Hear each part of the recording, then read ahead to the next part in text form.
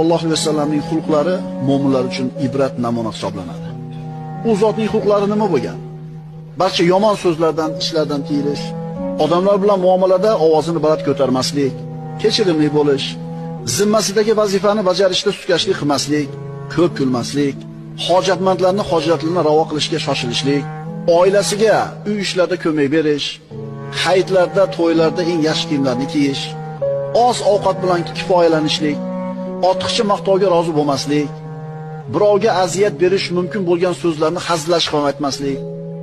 do'stlarini birontasiga ham yomon ko'z bilan qaramaslik, shirin so'zli bo'lish, faqat rost gapni gapirish, insonlarga ham hayvonlarga ham rahm shafqatli bo'lish,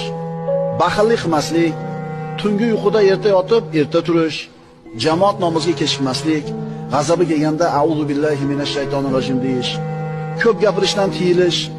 Qur'oni Karimni tushunib, tadabbur bilan qiroat qilish va o'zgalarni tilovatni ham tinglab yurish, doim xushbo'yliklar ishlatib yurish, doim misvok ishlatib yurish, shijoatli bo'lish, o'zining zarariga bo'lsa ham haqni gapirish,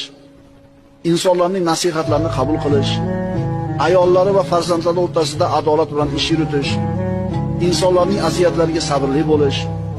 o'zi uchun yaxshi ko'rgan narsani boshqalarga ham ravo ko'rish.